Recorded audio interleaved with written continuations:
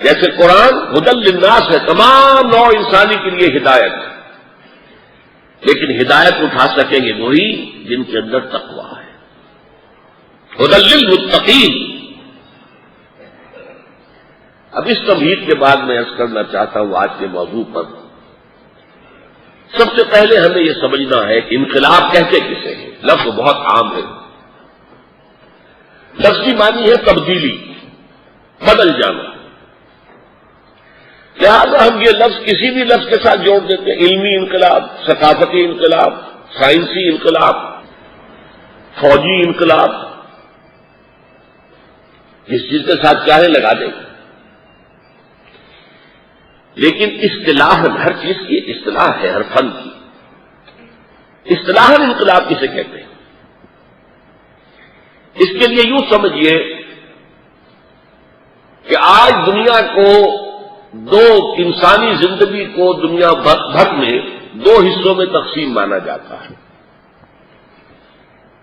ایک مذہب کا، عقائد، عبادات، کچھ رسومات، بچہ پیدا ہوگا تو کیا کریں گے، عقیقہ کریں گے، بپتسمہ دیں گے، کیا کریں گے، شادی ہوگی تو کیسے ہوگی، پھیرے ڈالیں گے کہ نکاح پڑھائیں گے،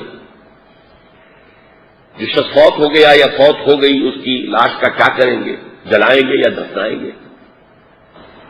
یہ چیزیں تو ہے نجی زندگی ہے، انفرادی زندگی ہے، ہر شخص کو آزادی ہے جس طور سے چاہے کرے، ایک خدا کو مانے، 100 کو مانے، 1000 کو مانے، کسی کو نہ مانے، تپسیائیں کرے، بتوں کے آگے سجدے کرے، یا ایک نادیدہ خدا کی پرستش کرے، اجازت ہے۔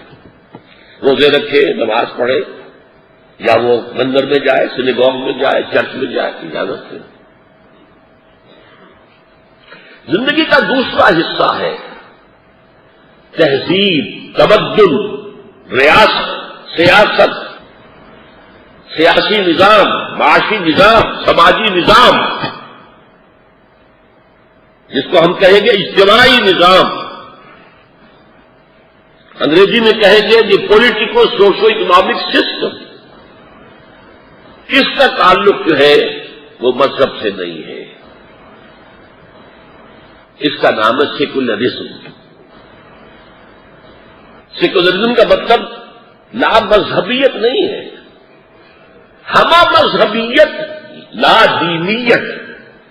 مذہب تو سارے ہمیں ایکسیپٹیبل ہے، we are ready to embrace, یہی بات کہتا ہے بش بھی، we are ready to embrace Islam.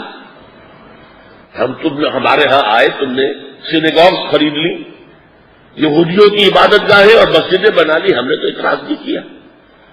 تم نے چرچ خریدے، مسجدیں بنا لی، ہم نے تو اعتراض نہیں کیا۔ تم نے یہاں کے افرو امریکن کو کنورٹ کر کے مسلمان بنا لیا اور کچھ گوروں کو بھی بنا لیا، ہم نے تو اعتراض نہیں کیا نا۔ تو اسلام سے ہماری کوئی جنگ نہیں ہے۔ اسلام ایز اے مذہب we are ready to embrace, but Islam as a politico socio economic system is not acceptable to us. اسی کو وہ کہتے ہیں فنڈامنٹلزم، اس سے ہماری جنگ ہے۔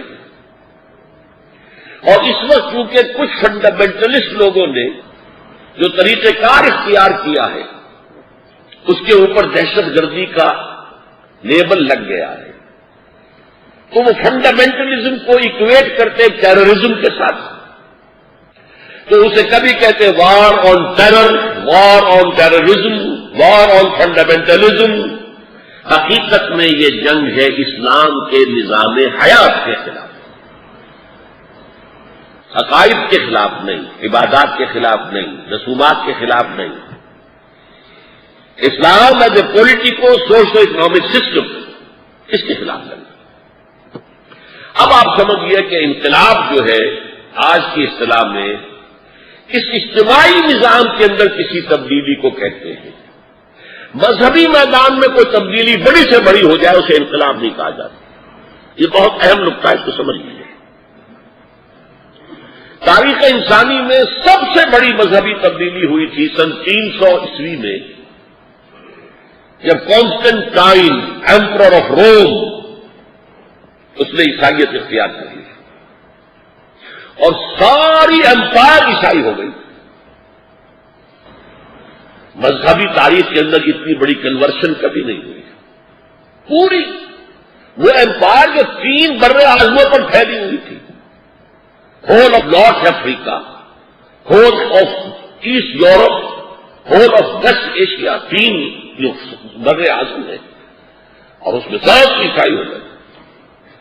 لیکن آپ نے کبھی اس کا نام انقلابات کی تاریخ میں کہیں نہیں گنوایا گیا، رومن ریولیوشن یا کرسچین ریولیوشن نہیں. ریولیوشن کہلائے گی وہ تبدیلی جو سیاسی نظام سے متعلق ہو اور بنیادی تبدیلی ہو. صرف اوپر کے ڈھانچے کے اندر کچھ کم و بیش یہ نہیں، بنیادی تبدیلی یا سیاسی نظام میں ہو، یا بنیادی تبدیلی معاشی نظام میں ہو، یا بنیادی تبدیلی سماجی نظام میں ہو. تو میں عرض کر رہا تھا کہ انقلاب کہلائے گا وہ جس میں کہ اجتماعی نظام کے 3 پہلوؤں میں سے کسی ایک پہلو میں بنیادی تبدیلی آتا ہے، یا سیاسی نظام میں، یا معاشی نظام میں، یا معاشرتی نظام میں. اب دیکھیے، جائزہ لے لیجئے. فرینچ ریولوشن بہت مشہور ہے اور واقعی ریولوشن تھا، اس میں کوئی شک نہیں، لیکن صرف سیاسی نظام میں تبدیلی آئی تھی. مذہب وہی رہا، پہلے بھی عیسائی تھے، بعد میں بھی عیسائی ہیں. سوشل سٹرکچر میں کوئی تبدیلی نہیں آئی. تو فرینچ ریولوشن میں صرف سیاسی نظام بدلا.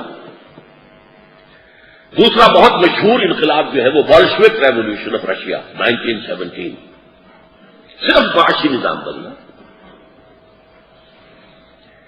انفرادی ملکیت، ذرائع پیداوار کی انفرادی ملکیت ختم، سب نیشنلائز. یہ ہے انقلابات. جبکہ رومن امپائر کا بیک وقت کرسچین ہو جانا یہ انقلاب نہیں ہے.